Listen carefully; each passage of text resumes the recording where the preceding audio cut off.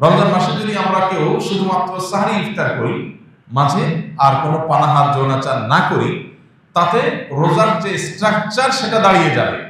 কিন্তু এই রোজা অর্থবহ হবে, সার্থক হবে, পূর্ণাঙ্গতা পাবে, এর ফিনিশিং হবে তখনই যদি আমরা এই রোজা শুধুমাত্র পেটের না করে এই রোজা চোখের, এই রোজা আমাদের ব্রেইনের, এই রোজা আমাদের হাতের, পায়ের সমস্ত অঙ্গ প্রত্যঙ্গের করতে পারি। অর্থাৎ সকল অঙ্গ প্রত্যঙ্গকে, ওই যে পেটকে যেরকম আল্লাহর আদেশ নিষেধ দ্বারা নিয়ন্ত্রণ করছি, ইফতারের ঠিক আগ মুহূর্তেও রকমারি খাবার আমার সামনে আছে, আর মাত্র 2-4-5 মিনিট বাকি আছে সূর্য ডোবার, খাবারের চাহিদা আছে শরীরে, আবার খাবারও সামনে আছে, কিন্তু খাচ্ছি না কেন? আল্লাহর নির্দেশ হয় নাই।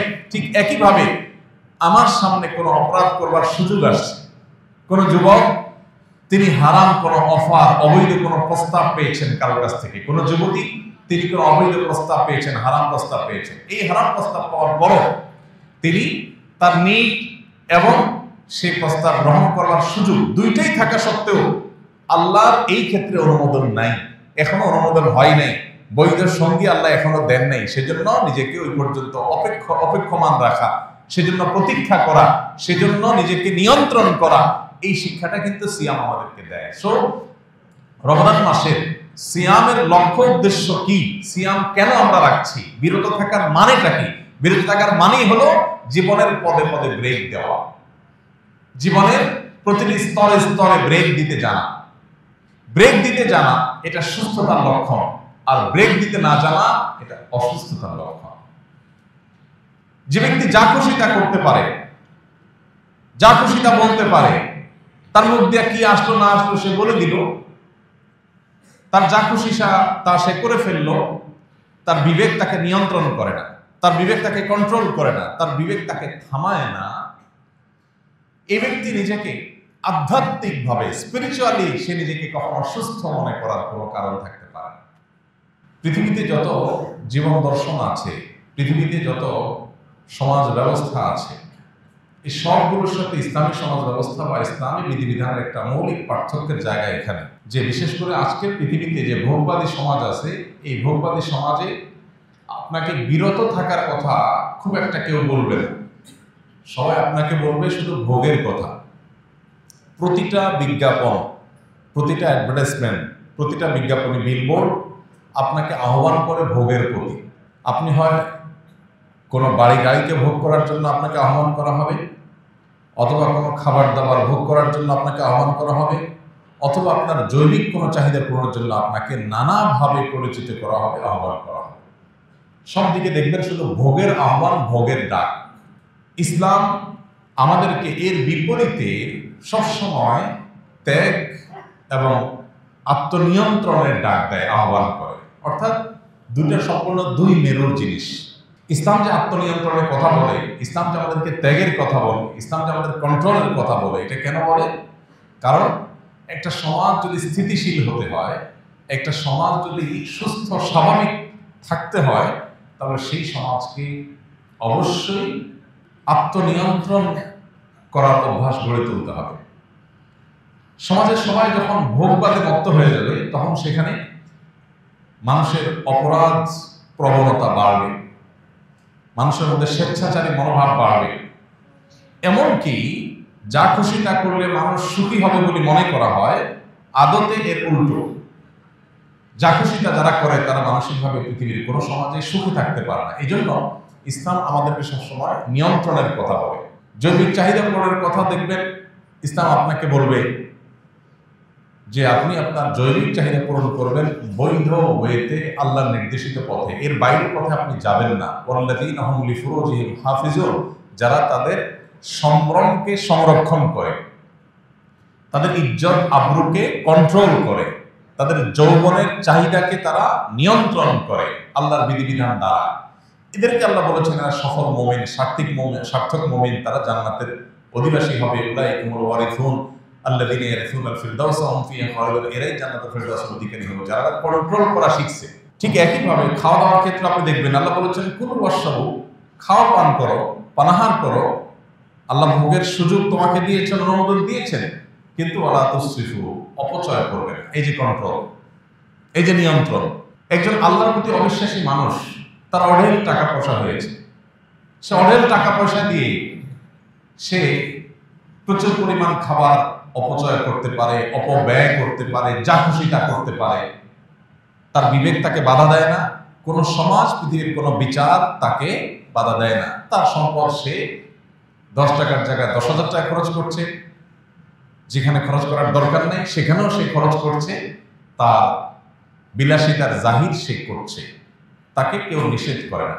কিন্তু একজন মুসলিম যখন আল্লাহতে বিশ্বাসী হয়, তখন ইসলাম কিন্তু তাকে কন্ট্রোল করতে পারে। তুমি খরচ করো, ভোগ করো, কিন্তু অপচয় তুমি করতে পারো না, তোমার টাকা নষ্ট তুমি করতে পারো না, অজায়গায় তুমি খরচ করতে পারো না, এর জন্য তোমাকে আল্লাহর কাছে জবাবদিহি করতে হবে। তাহলে বর্তমান যে ভোগবাদী সমাজ ব্যবস্থা, এই সমাজ ব্যবস্থার সাথে ইসলামের পার্থক্যটাই হলো, ইসলাম আমাদেরকে নিয়ন্ত্রণের কথা বলে। আর নিয়ন্ত্রণ মানুষের মনুষ্যত্বকে, মানুষের মানবিক গুণাবলীকে ধরে রাখতে সাহায্য করে। আমাদের সমাজে আর যত বিশৃঙ্খলা দেখতে পাই আমরা, যত অনাচার দেখতে পাই, যত অপরাধ প্রবণতা দেখতে পাই, এই সবগুলো হলো নিয়ন্ত্রণহীনতা থেকে। আপনি একজন সরকারি বেসরকারি কর্মকর্তা, কোনো জায়গা, কোনো অফিসের কোনো প্রতিষ্ঠানে, আপনার সামনে অবৈধভাবে সুযোগ গ্রহণ করা, ঘুষ গ্রহণ করা, অবৈধ উপার্জন করবার সুযোগ আপনার সামনে আসছে। আপনি চাইলেই সেটা করতে পারেন, কিন্তু আল্লাহ আপনাকে নিষেধ করেছেন, আল্লাহর সীমানা আছে এখানে, এটা আপনি ওভারটেক করতে পারেন না। সেই চিন্তা থেকে, সেই চেতনা থেকে আপনি সেই কাজটি করলেন না, আপনি নিজেকে বিরত রাখলেন। এর নাম ইসলাম। তো এই যে সিয়াম সাধনা আমরা করি, রমজান মাসে রোজা রাখি, এই রোজা মূলত আমাদেরকে সেই নিয়ন্ত্রণের কথা বলে। রোজা আমাদেরকে বলে, আমরা যখন রোজা রাখি, আমাদের পেটে ক্ষুধা, আমাদের কণ্ঠে তৃষ্ণা, আমাদের সকল চাহিদা শরীরে থাকা সত্ত্বেও, হাতের নাগালে খাবার, পানীয় এবং নিজের চাহিদা পূরণ করবার সব উপাদান প্রস্তুত থাকা সত্ত্বেও আমরা সেগুলো দিয়ে আমাদের চাহিদা পূরণ করি না। কেউ দেখছে না, আমি বদ্ধ প্রকোষ্ঠে, কোনো বদ্ধ কোঠায় আছি, কোনো কক্ষে আছি, সেখানে কোনো সিসি ক্যামেরাও নাই, কোনো মানুষজন নাই, ক্ষুধাও আছে, তৃষ্ণাও আছে, খাবারও আছে, পানিও আছে হাতের কাছে, কিন্তু আমরা কেউ খাই না। কেন খাই না? কারণ আল্লাহ নিষেধ করেছেন, তিনি দেখছেন, কেউ না দেখলেও। ঠিক একইভাবে আমি যখন একাকী থাকি, তখন মোবাইলে হারাম কোনো ভিডিও, ফুটেজ, ছবি দেখার সুযোগ আমার সামনে এসেছে, মনেও চাচ্ছে, সুযোগও আছে, কেউ দেখছেও না, তারপরেও আমার মনে হতে হবে যে আল্লাহ আমাকে দেখছেন এবং তিনি নিষেধ করেছেন, তার নিষেধাজ্ঞা অমান্য করলে শাস্তির মুখোমুখি হতে হবে। সেই ভয়ের চেতনা থেকে যদি আমি সেটাকে স্কিপ করে চলে যেতে পারি, এটাই হলো সিয়ামের বার্তা, সিয়ামের শিক্ষা, সিয়ামের প্রশিক্ষণ। এটাই হলো সিয়ামের লক্ষ্য, যে সিয়াম আমাদেরকে আল্লাহ দিয়েছেন যে বিরত রাখা নিজেকে, এটা ট্রেনিং যেন আমরা করি। দিনের বেলায় 30 দিন আমরা দিনের বেলায় পান, আহার, যৌনাচার এগুলোর সুযোগ থাকা সত্ত্বেও, নিড বা প্রয়োজন থাকা সত্ত্বেও আমরা সে পথে পা বাড়াই না আল্লাহর ভয়ে। অতএব এই যে বিরত থাকার শিক্ষা রমজান মাসে আমরা পেয়েছি, এটাকে আমাদের সামগ্রিক জীবনে যদি আমরা ইমপ্লিমেন্ট করতে পারি, বাস্তবায়ন করতে পারি, তবে আমাদের সেই সিয়াম সাধনা সার্থক হবে ইনশাআল্লাহ। তাহলে রমজান মাসের পুরো আয়োজন, সকল প্রচেষ্টাকে যদি আপনি সফল এবং সার্থক করতে চান, তাহলে আপনার প্রথম কর্মসূচি হতে হবে সিয়াম বা রোজার লক্ষ্য এবং উদ্দেশ্যকে মাথায় রেখে যথাযথ উপায়ে রমজান মাসে সিয়াম সাধনা করা, রোজা রাখা। এই জন্য ভাইরা, আজ অস্থিতিশীল পৃথিবীকে যদি আবার স্থিতিশীল করতে হয়, ডিপ্রেশনে হাবুডুবু খাওয়া সমাজকে যদি প্রকৃত সুখের সন্ধান দিতে হয়, তাহলে সিয়ামের শিক্ষাকে আমাদের জীবনে ধারণ করতে হবে। বিরত থাকা, ব্রেক দেওয়া, থামতে জানা, এটা আমাদেরকে শিখতে হবে। আল্লাহ আমাদেরকে সেই তৌফিক দান করুন। আমরা রমজান মাস জুড়ে রোজা রাখি, অনেকে প্রতি বছর রাখি, কিন্তু এই সিয়াম আমাদের মধ্যে সেই আবহাওয়া তৈরি করে না যে আবহাওয়া আমাকে মুত্তাকি করবে, পদে পদে আমি ব্রেক দিতে শিখবো। এর প্রধান কারণ হলো সিয়ামের লক্ষ্য উদ্দেশ্য মাথায় রেখে আমরা রোজা রাখি না। জাস্ট আল্লাহ ফরজ করেছেন সেজন্য, আল্লাহ তো ফরজ করেছেন, পাশাপাশি তার লক্ষ্য বলেছেন লাআল্লাকুম তাত্তাকুন, রোজা রাখলে আশা করা যায় তোমরা মুত্তাকি হতে পারবে। বিরত থাকা, থামতে শেখা, ব্রেক দিতে পারা, এটা শিখবে তোমরা। সামগ্রিক জীবনে যখন সেটাকে ইমপ্লিমেন্ট করবে তখন তোমার জীবন সফল হবে, সার্থক হবে, মুত্তাকি হবে, খাঁটি মুমিন হবে, আল্লাহর প্রিয় বান্দা হবে এবং তুমি সুখী মানুষ হবে দুনিয়াতে এবং আখিরাতে। সেই লক্ষ্যকে মাথায় রেখে আমাদেরকে প্রতিদিনের সিয়াম সাধনা করতে হবে। আজকে সিয়াম রেখে আমি সকাল থেকে এই পর্যন্ত পুরো সময়ের মধ্যে আল্লাহর কোনো অবাধ্য কাজ করেছি কিনা, আল্লাহর কোনো নাফরমানি করেছি কিনা, কোনো হারাম আমার দ্বারা হয়েছে কিনা, কারোর সমালোচনা তার অগোচরে হয়ে গেছে কিনা, কোথাও আমি উচ্চ বাচ্চ করে ঝগড়া ফাসাদ করে ফেলেছি কিনা, আমি আল্লাহ নিষিদ্ধ কোনো কাজ করেছি কিনা, এই বিষয়টা আমাকে নজরদারিতে রাখতে হবে। প্রশ্নের উত্তর আমার কাছ থেকে বের করতে হবে। যতদিন পর্যন্ত এইভাবে আমি সেলফ মনিটরিং সিস্টেমকে অন রাখবো, রোজা রেখে আমার নিজেকে নিয়ন্ত্রণ করবার, পর্যবেক্ষণ করবার এই সুযোগ যতদিন পর্যন্ত আমি খোলা রাখবো, চোখ কান খোলা রাখবো, ততদিন পর্যন্ত আমার সিয়াম আমাকে ঠিকই মুত্তাকি বানাবে এবং রমজানের এই পুরো সাধনা সার্থক হবে ইনশাআল্লাহ। আল্লাহ আমাদেরকে তৌফিক দান করুন। তাহলে 1 নম্বর পয়েন্ট বলেছি, আমাদের রমজানের সকল সাধনা, সকল প্রচেষ্টা এটা সফল এবং সার্থক হবে যদি রমজানের প্রধান আমল সিয়ামকে আমরা আদায় করি। শুধু আদায় করাই নয়, সিয়ামের লক্ষ্য, তার উদ্দেশ্য, সিয়াম যে আমাদের বার্তা দেয়, মেসেজ দেয়, সেই মেসেজ যদি আমরা গ্রহণ করতে পারি ইনশাআল্লাহ এই রমজানের সকল সাধনা, সকল প্রচেষ্টা সার্থক হবে। নাম্বার 2, সিয়ামের এই মাসে, রমজানের এই মাসে তারাবির সালাত এটা অন্যতম গুরুত্বপূর্ণ আমল। নবী করিম সাল্লাল্লাহু আলাইহি সাল্লাম যখন এই সিয়ামের কথা বলেছেন তার পাশাপাশি তারাবির সালাতের কথা বলেছেন। মান সামা রমাদানা ঈমানান ওয়া ইহতিসাবা গুফিরা লাহু মা তাকাদ্দামা মিন যামবি। এরপরে বলেছেন ওমান কামা রমাদানা ঈমানান ওয়া ইহতিসাবা গুফিরা লাহু মা তাকাদ্দামা মিন যামবি। সিয়ামের পুরস্কার স্বরূপ আল্লাহ তাআলা পূর্বের গুনাহ যেমন মাফ করে দিবেন, ঠিক একইভাবে যদি কেউ তারাবির নামাজ আদায় করে তাহলে তাকে আল্লাহ তাআলা পূর্বের গুনাহ খাতা মাফ করে দিবেন ওয়াদা করেছেন। আমাদের বাংলাদেশের সমাজ বাস্তবতায় আমরা কৈশোর থেকে, ছেলেবেলা থেকে দেখে আসছি যে সমাজের বিপুল সংখ্যক মানুষ, মুসলমানরা, তারা রমজান মাসে দিনের বেলা রোজারা যেমন রাখেন, রাতের বেলায় তারাবিটাও আলহামদুলিল্লাহ আদায় করার চেষ্টা করেন। এখন দিন যত অতিবাহিত হচ্ছে, ভোগবাদের দিকে আমরা অনেক বেশি ডুবে যাচ্ছি, ভোগবাদের এই অতল গহ্বরে আমরা হারিয়ে যাচ্ছি ধীরে ধীরে। এই কারণে মসজিদগুলোতে তারাবির নামাজে অংশগ্রহণকারী মানুষের সংখ্যা আগের তুলনায় আস্তে আস্তে কমছে এবং প্রথম 2, 4, 5, 7 দিন কিছু মুসল্লি থাকলেও খুব দ্রুততার সাথে সেই মুসল্লি কমে যাচ্ছে। এই যে একটা প্রবণতা আমাদের সমাজে শুরু হয়েছে, এর কারণ কি?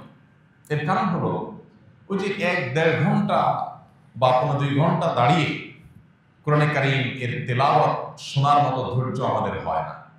অর্থাৎ আমরা আমাদের ঈমানি যে চেতনা, তাকওয়ার যে চেতনা, সেটা থেকে এত দূরে সরে গেছি যে সারা বছরের মধ্যে একটি মাস কোরআনের 1 ঘন্টার জন্য দিনে, 1.5 ঘন্টার জন্য দিনে সংশ্রমে আসবো, সেই সময়টুকু পর্যন্ত আমরা বের করতে পারি না।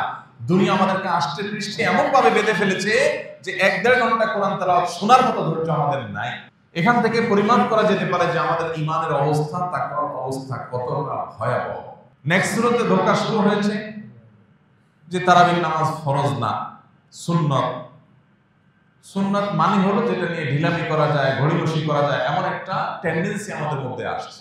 আবার আলহামদুলিল্লাহ উলামায়ে কেরামের দীর্ঘদিনের প্রচেষ্টা, দীর্ঘদিনের দাওয়াতের ফসল স্বরূপ তারাবির নামাজের গতি সারা দেশের মসজিদগুলোতে একটু হলেও কমতে শুরু করেছে। তারাবির নামাজের গতি কমাটা ভালো না খারাপ? সবকিছুর গতি ভালো না। কোনো কোনো কিছু আছে গতিটা তো কম থাকে, কোয়ালিটি তত ভালো হয়। তারাবির নামাজ বা যে কোনো নামাজের ক্ষেত্রে একই কথা প্রযোজ্য, ধীরস্থিরতাটা এখানে ইম্পর্টেন্ট। নবী করিম সাল্লাল্লাহু আলাইহি সাল্লাম তিনি যখন রাতে তাহাজ্জুদ পড়তেন, তারাবি পড়তেন, তখন তার অবস্থা কি ছিল? সাহাবায়ে কেরামের বর্ণনা হলো যে তিনি এত দীর্ঘ সময় দাঁড়িয়ে কোরআনের তেলাওয়াত করতেন নামাজে রাতে, যে তার পা মুবারক ফুলে যেত। আমাদের পা মাঝে মধ্যে ফুলে। একটা মানুষ কত সময় দাঁড়িয়ে থাকলে পা ফুলতে পারে? কত সময় রুকুতে থাকলে, রুকু কতক্ষণ লাস্টিং করলে তার শরীরের ভারে পা ফুলে যেতে পারে? কতক্ষণ? একটু কি আমরা কল্পনা করতে পারি? আপনার তারাবি যদি 2-2.5 ঘন্টা ধরে তেলাওয়াত করেন, একটু বেশি তেলাওয়াত করেন, ধীরে ধীরে তেলাওয়াত করেন, তাহলে বড়জোর আপনার পায়ের মধ্যে একটু ব্যথা অনুভব করবে, কিন্তু পা ফুলে যাওয়া এটা স্বাভাবিক বিষয় না। আপনি যদি 2 রাকাত নামাজে 15, 20, 30 মিনিট করে করে আপনি যদি এরকম দীর্ঘ তারাবির নামাজ শেষ করেন, তাহলে হয়তো বা আপনার পা একটু ফুলতে পারে। নবী সাল্লাল্লাহু আলাইহি সাল্লাম, যাকে আল্লাহ তাআলা পূর্বের পরের সব মাফ করে দিয়েছেন, আগাম ঘোষণা দিয়েছেন, তিনি পর্যন্ত যদি এইভাবে রাত জেগে তারাবি পড়েন, এভাবে তাহাজ্জুদ আদায় করেন, তাহলে 1-1.5 ঘন্টার জন্য তারাবির নামাজের সময় যদি আমাদের না হয়, তাহলে এই রমজান দিয়ে, এই রমজানের রোজা দিয়ে, এই রমজানের ইবাদত দিয়ে আল্লাহর কাছে কোন মুখে জান্নাতের জন্য আর্গুমেন্ট করব? ভাইরা আমার, সাহাবায়ে কেরামের তারাবি কেমন ছিল? মুয়াত্তা মালিকের একটি হাদিস থেকে জানা যায়, সাহাবীদের বেশিরভাগের তারাবির চিত্র ছিল যে তারা যখন তারাবি শুরু করতেন, তারাবি শেষ করতে করতে তাদের প্রায় দিনই রাত প্রায় শেষ হয়ে যেত। সাহরি খাওয়ার জন্য তারা বাসায় যেতেন, সাহরি খেয়ে এসে আবার ফজর করতেন। এখন আপনি বলবেন, এটা কি আমাদের দ্বারা সম্ভব? সকাল 9টা টু বিকাল 5টা আমার অফিস, সকাল থেকে আমার 5-7টা মিটিং এর সেট আপ করা আছে, শিডিউল দেওয়া আছে, অনেক ব্যস্ততা আমার। ভাইরা আমার, দুনিয়াতে আমরা সবাই জানি, একেবারে যে ব্যক্তি বদ্ধ পাগল হয়তো সেও জানে যে দুনিয়াতে আমরা খুব অল্প সময়ের জন্য এসেছি, আমরা কেউ চিরকাল এখানে থাকবো না। বেশিরভাগ মানুষেরই জীবনের ক্রিম টাইম পার হয়ে গেছে। আমরা এখানে যারা আছি, আমাদের বেশিরভাগ মানুষের জীবনের ক্রিম টাইম অলরেডি ক্রস চলে গেছে। এখন যে লাইফটা আছে সামনে, এটা হলো জীবনের বাতিল অংশ। 30, 35, 40 যাদের এইজ হয়ে গেছে, ভোগের সময় শেষ। এখনো ডায়াবেটিস, ক্যান্সার আর হার্ট অ্যাটাক, কিডনির রোগ, যত ব্যাধি আছে এগুলোর সময়। মূল টাইমটা পার হয়ে গেছে অলরেডি, বা পার হয়ে যাচ্ছে। তাহলে আর বাকি যে সময়টা আছে 10, 20, 30 বছর, ওষুধ খাইতে খাইতে আর ডাক্তারের কাছে যেতে যেতে শেষ হয়ে যাবে। তাহলে ভোগ করার অপশনটা কোথায়? এই মিছা জীবনের জন্য যদি আমার এত ব্যস্ততা হয় যে 1.5 ঘন্টা তারাবির জন্য আমার সময় হয় না, আমি খোঁজ করার চেষ্টা করি 8 রাকাত পড়লেও তো নাকি হয়, না পড়লেও নাকি রোজা হয়ে যায়, কোন মসজিদে একটু তাড়াতাড়ি পড়া যায়, হাবের সাহেব তো আর কোনো কাজ কাম নাই, এই জন্য এত ধীরে ধীরে পড়ে। এই যে টেন্ডেন্সি, কারণ দুনিয়া আমাদেরকে আষ্টে পৃষ্ঠে বেঁধে ফেলেছে, শয়তান তার চক্রান্তে জয়ী হচ্ছে। শয়তানের চেষ্টাই হলো মানুষকে দুনিয়ার চাকচিক্যে ডুবিয়ে রাখা, আখিরাত থেকে ভুলিয়ে রাখা। সাহাবীদের কাছে এর বিপরীত চিত্র ছিল, তাদের কাছে আখিরাতের বিষয়টা তারা ক্রিস্টাল ক্লিয়ার। তারা জানতেন যে দুনিয়ার জীবন একটু কম ঘুমিয়ে, একটু কম পরিশ্রম করে যদি আমি কাটাতে পারি, আর অনন্তকাল আখিরাতে যদি আমি ভালো থাকতে পারি, ওয়াই নট আমি সে অপশন গ্রহণ করব। তারা সেটাই করেছে। তাদের কাছে দুনিয়াটা ছিল টুকটাক, আর আখিরাতটা ছিল ঠিকঠাক। আর আমাদের এসে উল্টা, নামাজ, রোজা, তারাবি এগুলো হলো টুকটাক, অফিস আদালত, চাকরি বাকরি, ব্যবসা বাণিজ্য সেগুলো হলো ঠিকঠাক। আপনি যদি দুনিয়াতে 2000 বছর থাকতেন আর আখিরাতে মাত্র 20 বছর থাকা লাগতো, তাহলে আপনার এই সঠিক ছিল। কিন্তু আপনি দুনিয়াতে থাকবেন 20, 40, 60, 70, 80 বছর, তাও কোনো গ্যারান্টি নেই কখন থাকবেন, কতক্ষণ চলে যাবেন। আর আখিরাতে অনন্তকালের জন্য যাবেন, কোনো আর ব্যাকের অপশন নাই। তাহলে সেই সময়ের জন্য কি পরিমাণ পরিশ্রম করা দরকার। আমাদের রমাদান এর যে বরকত, সেটা থেকে আমরা বঞ্চিত হচ্ছি। এর দ্বিতীয় কারণ হলো যে আমরা অনেকেই তারাবিকে সেভাবে হক আদায় করছি না। একদিন পড়ছি তো 3 দিন পড়ছি না, পড়ছি তো ওই যে 8 রাকাত, 10 রাকাত, কত ফাঁক ফোকর পাওয়া যায়, কত শর্টকাট করা যায়। এক হলো যে আপনি 8 রাকাত তারাবির সপক্ষে যে সমস্ত ওলামায়ে কেরাম রয়েছেন, তাদের দলিল দ্বারা আপনি একবারে কনভিন্সড বা আপনি তাদের অনুসারী, সেটা একটা বিষয়। কিন্তু আজকাল এটা একটা রোগে পরিণত হয়েছে অনেকের, যে কিভাবে কত শর্টকাট করা যায়। নবী সাল্লাল্লাহু আলাইহি ওয়াসাল্লাম বলেছেন, যে ব্যক্তি ইমামের সাথে এশার নামাজ পড়বে এবং ইমাম চলে যাওয়া পর্যন্ত সে থাকবে, ইমাম চলে যাওয়া পর্যন্ত, নামাজ শেষ করে ইমাম সমাপ্ত করে শেষ করা পর্যন্ত বা বিদায় হওয়া পর্যন্ত যে ব্যক্তি থাকবে, ওই ব্যক্তিকে আল্লাহ তাআলা রাত জেগে ইবাদতের সওয়াব দান করবে। অর্ধ রাত জেগে ইবাদত করার সওয়াব পেতে হলে আপনাকে ইমাম যাওয়া পর্যন্ত থাকতে হবে। আপনি মাঝপথে চলে গেলে এই সওয়াব আপনি পাবেন না, এটা পরিষ্কার। শেখ মোহাম্মদ সালেহ মুনাজ্জির হাফিজাহুল্লাহ, ইসলাম কিউতে সৌদি আরবের সবচেয়ে বিখ্যাত, বিশ্ববিখ্যাত ফতোয়া ওয়েবসাইট, সেখানে পরিষ্কারভাবে মাসালা লিখেছে কেউ যদি 20 রাকাত নামাজ হয় কোথাও, সেখানে 8 রাকাত পড়ে চলে যায়, এই ফজিলত সে পাবে না, কারণ রাসূল শর্তই দিয়েছেন ইমাম যাওয়া পর্যন্ত থাকতে হবে। আপনি প্রয়োজন বসে তেলাওয়াত করেন, কিন্তু আপনি যদি চলে যান এই সওয়াব আপনি পাবেন। তো যাই হোক, এই যে তারাবি না পড়া বা কমায় ফেলা বা ফাঁক দিয়ে বের হয়ে যাওয়া অথবা আপনার শর্টকাট করার চেষ্টা, হাবের সাহেবদেরকে তাড়া দেওয়ার চেষ্টা, এগুলো অনেকাংশেই আমাদের দুনিয়ামুখিতা বেড়ে যাওয়ার কারণে হয়েছে। এই জন্য ভাইয়েরা, রমজানকে সার্থক করতে হলে তারাবির প্রতি আমাদের আরো মনোযোগী হতে হবে। তারাবির তেলাওয়াত হাবের সাহেবদেরকে এমনভাবে করতে বলতে হবে যেন আপনি স্পষ্ট বুঝতে পারেন। শুধু শেষে ইয়া আলামুন আর তাআলামুন বুঝেন, মাঝখানে তার কিছু বুঝেন না। এটা কি তারাবি না তামাশা? মুসলিমদের মধ্যে রীতিমতো এটা নিয়ে গর্ব করি হয় যে আমাদের আজকে 9:30 শেষ হয়েছে, অমুক মসজিদে 9:25 শেষ হয়েছে। কি তুকুর হাফেজ, মানে যে হাফেজ যত আগে শেষ করতে পারে সে হাফেজ নাকি তত তুকুর।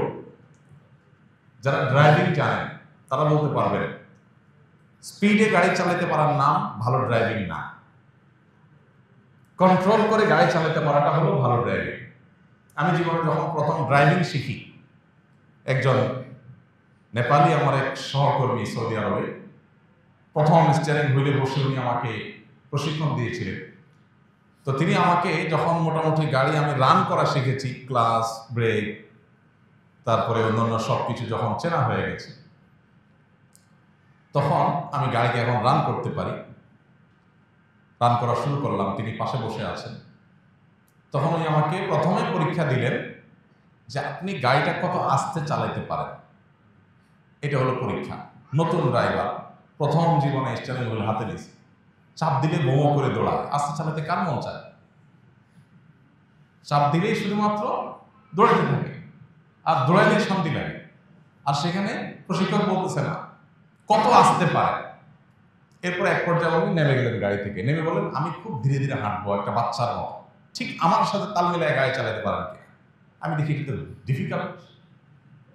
ম্যানুয়াল গিয়ার হলে গাড়ি বন্ধ হয়ে যাচ্ছে, স্টার্ট বন্ধ হয়ে যাচ্ছে, এত আস্তে চালাতে গেলে বন্ধ হয়ে যাচ্ছে, স্কার্টারের সাথে ক্লাচের সমন্বয় করা কঠিন হয়ে যাচ্ছে। তখন বলেন যে ড্রাইভার হয়ে উঠতে হলে আস্তে চালানো শিখতে হবে, জোরে সবাই চালাতে পারে, জোরে চালানোর পরে দাঁড়ান দৌড়ান কোথাও মারছেন না মারছেন তো পরের ইস্যু, কিন্তু আস্তে যে চালাতে পারে, নিয়ন্ত্রণ যে করতে পারে, সে হলো ড্রাইভার। তা হাফেজ সাহেব কি করছে মাঝখান দিয়ে কিচ্ছু বললেন না, তুফানের মতো ফেনা চলে ফেললো না, শুধু আলামুন আর তাআলামুন বললো। আপনি বললেন বাপরে বাপ কি হাফেজ, কিছুই বোঝা যায় না। যেমন মুসল্লি তেমন হাফেজ। এই জন্য তেলাওয়াত ধীরে ধীরে করতে পারা এটা সব হাফেজ পারে না, টুকরো ভাবে হুলস্থুল ভাবে সবাই করতে পারে। এই জন্য ভাই, রমজান মাস জুড়ে আমরা চেষ্টা করবো ইনশাআল্লাহ আমাদের তারাবির নামাজে আরো বেশি মনোযোগী হতে। তারাবির নামাজকে অর্থবহ করবার জন্য আমরা একটা বই গত বছর লিখেছিলাম, তারাবির সালাতে কোরআনের বার্তা। বাংলাদেশে যত ধর্মীয় বই বিক্রি হয়েছে, রকমারির অ্যালগোরিদম অনুযায়ী, তাদের হিসেব অনুযায়ী এই বইটা বাংলাদেশের সর্বোচ্চ ধর্মীয় ক্যাটাগরির সর্বোচ্চ বিক্রিত বই, তারাবির সালাতে কোরআনের বার্তা। এটাও ইমাম সাহেবের কাছে পেয়ে যাবেন, হয়তো আপনারা নিতে পারেন কারো লাগবে। আমি যেখানে তারাবি পড়ি আমার বাসার পাশে মসজিদে, সেখানে আমি চেষ্টা করি যেদিনই থাকি প্রতিদিনই তারাবির সারসংক্ষেপটা আমি 5-7 মিনিটে মুসল্লিদের সামনে তুলে ধরি। 3-4 পৃষ্ঠায় সারসংক্ষেপটা তুলে ধরা আছে। অতএব এইটা আপনি বাসায় যদি একটু দেখে আসেন, তাহলে আপনার ওই যে তারাবিতে আপনার যে একটা বিরক্তি লাগে অনেকের, এই বিরক্তিটা আর লাগবে না ইনশাআল্লাহ। আপনি যে অর্থটা বুঝেন কি আছে না আছে, রিলেট করতে পারবেন, মনোযোগটা আপনার বাড়বে ইনশাআল্লাহ। আল্লাহ আমাদেরকে তারাবিটাকে যথাযথভাবে আদায় করার তৌফিক দান করুন। ভাইরা, এই যে কোরআন তেলাওয়াত করি আমরা বা কোরআন তেলাওয়াত শুনি, এটা যে কত বড় একটা ট্রিটমেন্ট। যারা জিনের উপদ্রবের শিকার হয়েছে, ব্ল্যাক ম্যাজিকে যারা আক্রান্ত হয়েছেন, এবং যারা এটা রতিয়া শরঈয়া করেছেন, শরঈ ঝাড়ফুঁকের শরণাপন্ন যারা হয়েছেন, সার্ভিস যারা নিয়েছেন, তারা জানবেন খুব ভালো করে যে কোরআন তার সবচেয়ে বড় মিরাকল হলো কোরআন আল্লাহ রাব্বুল আলামিনের এমন এক কালাম, এমন এক গ্রন্থ যে এইটার তেলাওয়াতের ফলে অনেক রোগ, অনেক অসুখ, অনেক আধ্যাত্মিক সমস্যা, এমনকি জিন জাদুর যে সমস্যা, এটা ট্রিটমেন্ট তেলাওয়াতের মাধ্যমে হয়ে যায়। আমার পরিচিত একাধিক মানুষ, পার্সোনালি আমি খুবই চিনি, ব্যক্তিগতভাবে ফ্যামিলিগতভাবে আমার সাথে ভালো সম্পর্ক আছে, এরকম মানুষ আছে। একসাথে উমরা করতে গেছি, ওনার ফ্যামিলিতে জিনের সমস্যা অনেক, উপদ্রব ভয়ঙ্কর। তো রমজানে যখন মক্কায় হারাম শরীফে একদিন, 2 দিন, 3 দিন তারাবির নামাজ পুরার সময় উনি ওনার ফ্যামিলি তারা সামিল হয়েছেন, তেলাওয়াত শুনেছে, এরপর থেকে তাদের অসুস্থতা ভয়ঙ্করভাবে বেড়ে গেল। আমাদেরকে জানালেন যে হঠাৎ করে একবার বেহুশ হয়ে যাওয়ার অবস্থা, সহ্য করা যাচ্ছে না, তেলাওয়াত কাহিনী কি।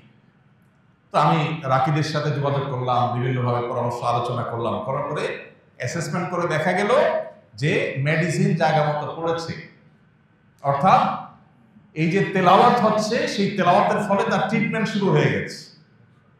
তখন সেই ভদ্রলোক আমাকে বললেন, ভাই আমার তো ফ্লাইট কালকেই ছিল, তা আমি ফ্লাইট টিকিট ক্যান্সেল করে নতুন করে টিকিট করতেছি, আমি ইনশাআল্লাহ আরো 1 সপ্তাহ পরে যাব, মানে আরো 1 সপ্তাহ ট্রিটমেন্ট নেব। তিনি আরো 1 সপ্তাহ থাকলেন, এরপরে অনেকটা সুস্থ হয়ে তার ফ্যামিলি তিনি দেশে ফিরেছেন। আমার নিজের সাথে এক ব্যক্তির ঘটনা, একসাথে আমরা গেছি। এই জন্য ভাইরা, তারাবির নামাজে তেলাওয়াত শুনতে আপনার কষ্ট হয়, বিরক্তি লাগে, আপনি চলে যান। এক বসায় শুধুমাত্র ফেসবুক, ইউটিউবে আপনি প্রতিদিন অন্তত 1-1.5-2 ঘন্টা পার করে দেন, আপনি টেরও পান না। সেখানে 15 মিনিট বেশি যাচ্ছে তারাবিতে, 20 মিনিট বেশি যাচ্ছে, আপনার সহ্য হচ্ছে না। আপনি চলে যেতে পারলে আপনি বাঁচেন, মনে হয় যে আপনার সময়ের অনেক দাম। আপনি সেই মানুষ যে দিনে ঘন্টাকে ঘন্টা আপনার সোশ্যাল মিডিয়াতে মোবাইল ধরছেন, যে 30 মিনিট চলে গেছে আপনি টেরও পান নাই। যা শুধু একটা মেসেজ চেক করার জন্য পকেটে বের করছেন, কোথাকার মেসেজ থেকে কোথায় চলে গেছেন আপনি জানেন না, আধা ঘন্টা শেষ, 40 মিনিট শেষ। সেই মানুষ যদি তারাবির নামাজে আপনার কাছে বিরক্তি মনে হয়, সময় দিতে কষ্ট মনে হয়, তাহলে কি জবাব আল্লাহর কাছে দিবেন?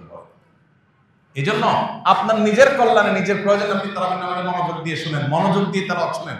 মনোযোগটা ইম্পর্টেন্ট। যত মনোযোগ দিয়ে শুনবেন, আপনার ভেতরে পুরো ট্রিটমেন্ট হয়ে যাবে শরীরে। মুসলমানদের ঘরে আজকে যত অকল্যাণ, যত জিনের উপদ্রব, যত ব্ল্যাক ম্যাজিকের উপদ্রব, ঘরে ঘরে। আমাদের অফিসে ফাউন্ডেশনে 100টা ফোন যদি দিনে আসে, 100 বেশি ফোন আসে, 100টা ফোন যদি প্রতিদিন আসে, তার 80টা আসে এই ব্ল্যাক ম্যাজিকের রোগ সম্পর্কে। ঘরে ঘরে এখন সব মানুষ টের পাচ্ছে না। অনেক বড় বড় ডাক্তার, মেডিকেল কলেজের প্রিন্সিপাল, তারা পর্যন্ত মাঝে মধ্যে সশরীরে আসেন, এসে বলেন, ভাই আমি মেডিকেল কলেজের প্রিন্সিপাল, আমি জানি এটা কোনো ফিজিক্যাল সমস্যা না, আমার ফ্যামিলিতে এই যে সমস্যা আমি দেখছি, কোনো চেক আপে কোনো কিছু ধরা পড়ছে না, দেশে বিদেশে ট্রিটমেন্ট সব করা শেষ, কিচ্ছুই ধরা পড়ছে না, রোগের কোনো কুলকারা নেই, এটা অস্বাভাবিক কিছু। ঠিকই রুকিয়া করছে, সাথে সাথে আল্লাহ তাআলা ফল দিচ্ছে। কোরআনের যদি জীবন্ত কোনো অলৌকিকত্ব দেখতে চান, তাহলে কোরআন তেলাওয়াতের মাধ্যমে কিভাবে মানুষকে আল্লাহ তাআলা ট্রিটমেন্ট করেন, এটা আপনি দেখতে পারেন। ভাইরা আমার, এই জন্য কোরআনে কিন্তু আল্লাহ এটাকে শেফা বলেছে, কোরআনের মাধ্যমে আরোগ্য লাভ হয়। এই জন্য আমাদের রমাদানে মনোযোগ দিয়ে তারাবি শুনতে হবে, না আমাদের কল্যাণে, সব যেমন হবে, আমাদের ট্রিটমেন্ট হবে, আধ্যাত্মিক ট্রিটমেন্টও হবে, আবার বিভিন্ন ধরনের এই জিন জাদু ইত্যাদি ট্রিটমেন্টও হবে। আল্লাহ আমাদেরকে তারাবির নামাজকে সুন্দরভাবে, যথার্থভাবে আদায় করার তৌফিক দান করুন। রমাদানকে সার্থক করার জন্য তৃতীয় কর্মসূচি হলো, রমজান মাসে সকল গুনাহের ব্যাপারে 0 টলারেন্সে চলে যাবে। সকল গুনাহ, সকাল থেকে রাত পর্যন্ত। ফেসবুক, ইউটিউব থেকে যদি আপনি গুনাহ থেকে বেঁচে থাকা কঠিন হয়, তাহলে এগুলো আপনি আনইনস্টল করে ফেলান মোবাইল থেকে। আমি অনেক যুবককে চিনি পার্সোনালি, যে যুবকরা রমজানের শুরুতে শুধুমাত্র যোগাযোগ রক্ষার জন্য হোয়াটসঅ্যাপ, মেসেঞ্জার 1-2টা অ্যাপ রেখে, আর বাকি যেগুলো সময় কিল করে বা চোখের গুনাহ করায়, এই অ্যাপগুলোকে মোবাইল থেকে বিদায় করে দেয়। একটা মাসের জন্য যদি আপনি চেষ্টা করেন, অন্তত গুনাহ থেকে বাঁচার অভ্যাস আপনার গড়ে উঠবে। এই জন্য রমজানকে সার্থক করতে হলে তৃতীয় কর্মসূচি হলো গুনাহমুক্ত রমজান। আমি সারাদিনে কারো সমালোচনা তার পিছনে করবো না, একটা খারাপ কথা আমি বলবো না, খারাপ কিছু দেখবো না, খারাপ কিছু শুনবো না। এই সংগ্রাম চালাতে হবে। যদি আপনি এটাতে সাকসেস হন, জয়ী হন, তাহলে যে তাকওয়ার ট্রেনিং আপনার হয়ে যাবে, অভ্যাস গড়ে উঠবে, ইনশাআল্লাহ আপনার পথ ধরে রাখতে পারবেন। 4 নম্বর সর্বশেষ কর্মসূচি হলো শেষ 10 দিন ইতিকাফ করবেন। শেষ 10 দিন ইতিকাফ মাস্ট। ইতিকাফটা যদি আপনি শেষ 10 দিন মসজিদে করতে পারেন এবং ইতিকাফ বসে অতিরিক্ত অপ্রয়োজনীয় মোবাইল টিপাটিপি বন্ধ করতে পারেন, অটোমেটিকলি আপনার রমজানকে আপনি সার্থক করতে পারবেন ইনশাআল্লাহ। কারণ যখন আপনি মসজিদে নিজেকে আবদ্ধ করে ফেলবেন 10 দিনের জন্য, আপনি যখন বাহিরে যেতে পারবেন না এবং অপ্রয়োজনে মোবাইল টিপাটিপি আপনি যখন করার অপশনটা বন্ধ হয়ে যাবে, অটোমেটিকলি আপনার তেলাওয়াত আসবে, দোয়া আসবে, আল্লাহর স্মরণ আসবে, আল্লাহর জিকির হবে এবং আপনি ভালো কাজ করতে পারবেন। এজন্য লাইলাতুল কদর পেতে হলেও ইতিকাফের কোনো বিকল্প নাই। ইতিকাফ করার জন্য মসজিদগুলোতে লটারি হওয়া দরকার। দুর্ভাগ্য আমাদের, এখন ইতিকাফ করার জন্য লোক খুঁজে পাওয়া যায় না। এই জন্য ভাইরা, ইতিকাফ এমন একটা আমল, যে আমল আপনি একবার করলে এটার যে তৃপ্তি, এটা অনুভব করলে আপনি আর ছাড়তে পারবেন না। আল্লাহ তাআলা আমাদেরকে ইতিকাফের এই গুরুত্ব বোঝার তৌফিক দান করুন। আমিন। ইতিকাফ এমন আমল যে নবী করিম সাল্লাল্লাহু আলাইহি সাল্লাম রমজান মাস যখনই রমজানের রোজা ফরজ হয়েছে দ্বিতীয় হিজরিতে, তখন থেকে তার ওফাত দশম হিজরিতে হয়েছে, এই 8 বছরের দীর্ঘ সময়ে কোনো দিন, কোনো রমজানে তিনি ইতিকাফ ছাড়েন নাই। প্রত্যেক রমজানে প্রতি বছর তিনি ইতিকাফ করেছেন। যে আমল প্রিয় নবীজি একটি রমজানে একটি বছরও ছাড়েন নাই, সেটা আপনি জীবনে 1 বছরও করেন নাই। বেশিরভাগ মুসল্লিদের অবস্থা। এখানে হাত তুলতে বলা হয়, কারা কারা জীবনে ইতিকাফ করেছেন, অল্প কিছু হাত উঠবে। বেশিরভাগ মানুষ জীবনে একবারও বসেন নাই। যেটা রাসূল সাল্লাল্লাহু আলাইহি ওয়াসাল্লাম জীবনে একবারও ছাড়েন নাই, সেটা আপনি জীবনে একবারও করেন নাই। আপনি কি উম্মত, কি জান্নাত প্রত্যাশী, আপনি নিজের মূল্যায়ন নিজে করেন। রাসূল সাল্লাল্লাহু আলাইহি ওয়াসাল্লাম জীবনে যেটা ছাড়েন নাই, এটা আপনি 1-2বার হলে তো করবেন। এই জন্য ইতিকাফ করার নিয়ত করবো তো ইনশাআল্লাহ। এখন থেকে বলতেছি, কারণ ইতিকাফ 20 রমজান সন্ধ্যা সূর্য ডোবার আগে আগে আপনাকে শুরু করতে হবে। তখন বললে তো আর আপনি প্রস্তুতি নিতে পারবেন না। এখন আগে থেকে বললাম 10-12 দিন সময় আছে, এর মধ্যে আপনি প্রস্তুতি নেন, প্রিপারেশন নেন, পরিকল্পনা করেন। তাহলে এই চতুর্মুখী চেষ্টা যদি আপনি করেন, তাহলে ইনশাআল্লাহ আপনার এই মাসটাকে আপনি সাকসেস করতে পারবেন। আল্লাহ আমাদেরকে রমজানের সকল অর্জন, সকল সুফল, সকল মাগফিরাত, নাজাত, রহমত, বরকত, কল্যাণ, সওয়াব, আজর, এগুলোকে আল্লাহ তাআলা আমাদের আমল নামায় নিজের ঘরে তোলার তৌফিক দান করুন। ভাইরা আমার, বহু মানুষ আমাদের সাথে এই মসজিদে হয়তো গত রমজানে ছিলেন, এই রমজানে তারা নাই। এই মহিপল্লীর বহু পুরাতন বাসিন্দা আছেন। আল্লাহ জহির সাহেব মসজিদের সহসভাপতি ছিলেন, কোভিড-19 সময় দুনিয়া থেকে চলে গেছে। এখনো চোখের সামনে ভাসে কিভাবে তিনি পায়চারি করতেন, ভালো মন্দ মানুষের মধ্যে থাকে, কিন্তু চাতক পাখির মতো চেয়ে থাকতেন যে কোনো রাস্তাঘাট যেন নষ্ট না হয়, কেউ যেন অনাচার না করে। এটা তার একটা ভালো গুণ ছিল। উল্টাপাল্টা দেখলে সেখানে গিয়ে থামানোর চেষ্টা করতেন। জেলাজন্ত একজন মানুষ হঠাৎ করে চলে গেলেন, শেষ, আর কোনোদিন আসবেন না, শেষ, নো রিটার্নের পর্যায়ে চলে গেছেন, সেই জগতে চলে গেছে। আর অনেকে আমাদের ছিলেন এখানে, যাদের জানাজা আমরা পড়েছি গত 1 বছরের মধ্যে, তারা আর আসবেন না। আমরা এখানে যারা বসে আছি এখন, আমি কিংবা আপনি, হয়তোবা সামনের রমজানের আগে আগে দুনিয়া থেকে আমরা চলে যাব। সামনের রমজানে হয়তো এই মসজিদ থাকবে, আমরা অনেকে এখান থেকে আমাদেরকে তুলে নেওয়া হবে, শেষ। এটাই জীবনের শেষ সুযোগ, এটাই জীবনের শেষ রমজান। সেই চিন্তা থেকে আসল রমজানের অবশিষ্ট দিনগুলোকে যথাযথভাবে কাটানোর চেষ্টা করি। প্রতিদিন একটা সময় অবশ্যই আল্লাহর কাছে বিশেষভাবে দোয়ায় মনোনিবেশ করি। রমজান মাসে দোয়াটা খুব বেশি হওয়া দরকার, দোয়া আমাদের হয় না। কমপক্ষে 5-10 মিনিট হাত তুলে চোখের পানি ফেলে আল্লাহর সাথে 10টা মিনিট আপনি ডেইলি কথা বলেন। 24 ঘন্টার মধ্যে 10টা মিনিট দোয়ার জন্য বরাদ্দ রাখেন। ইফতারের আগে হুলস্থুল কোনোভাবে আমরা থামাইতে পারি না। ইফতারের 15 মিনিট আগে বাসার সমস্ত আয়োজন স্টপ করে দেন, যা যেখানে আছে। এইভাবে পেঁয়াজি এখনো চুলার উপরে আছে, চুলা বন্ধ করে দেন। এই পেঁয়াজি মাগরিবের পরে খাবে আজকে আর দরকার নাই, কারণ এখন এটা করতে গেলে আজকের দোয়াটা মিস হয়ে যাবে। 15 মিনিট আছে, এখন পরিবারের সময় আল্লাহর কাছে হাত তোলে। ইফতারের আগে দোয়া কবুল হয়। ভোর রাত দোয়া কবুলের সময়, ভোর রাতে উঠেও আমরা মোবাইল টিপি বন্ধ হয় না। ফেসবুকের নোটিফিকেশন, যুবক পোলাপানের মা বাপ চিল্লাইতে মোবাইল হাত থেকে রাখে না। এরপর এসে খাবে, এমন সময় খাবে যে তার খাবারের প্লেট এক হাতে, আর এক হাতে খাবারের লোকমা, আর এদিকে মসজিদের মুয়াজ্জিনের হাতে মাইক। কম্পিটিশন চলে, কে আগে দেয়, কি মুয়াজ্জিন আগে আযান শুরু করে দেয়, সে আগে শেষ করতে পারে, কম্পিটিশন হয়। এটা কি সাহারি না তামাশা? শেষ সময় সাহারি করতে বলা হয়েছে, এর মানে এই না যে লাস্ট মিনিট পর্যন্ত আপনি খাবেন। নবী করিম সাল্লাল্লাহু আলাইহি ওয়াসাল্লাম সাহারি খেয়ে শেষ করে ফজর নামাজ শুরু করতেন, মাঝখানে 50 আয়াত তেলাওয়াতের মতো আনুমানিক 10 মিনিট সময় গ্যাপ থাকতো। তাহলে শেষের দিকে সাহারিতে শেষে করেন আর আগে করেন, ভোর রাতে যখনই উঠেন একটু দোয়া, এটা যদি আপনি করেন ইনশাআল্লাহ বিদিল্লাহ রমজানটা আপনার কাছে প্রাণবন্ত হবে, উপভোগ্য হবে। আপনি রমজানকে ফিল করতে পারবেন। 10টা মিনিট করে ডেলি কাটার ব্যবস্থা করার অভ্যাস করেন, পরিবারের সব সদস্যদেরকে নিয়ে বা যার যার মতো করে সবাই দোয়া করেন। চেষ্টা করব তো ইনশাআল্লাহ। আল্লাহ আমাদেরকে তৌফিক দান করুন। আস-সুন্নাহ ফাউন্ডেশন, উম্মার স্বার্থে সুন্নাহর সাথে।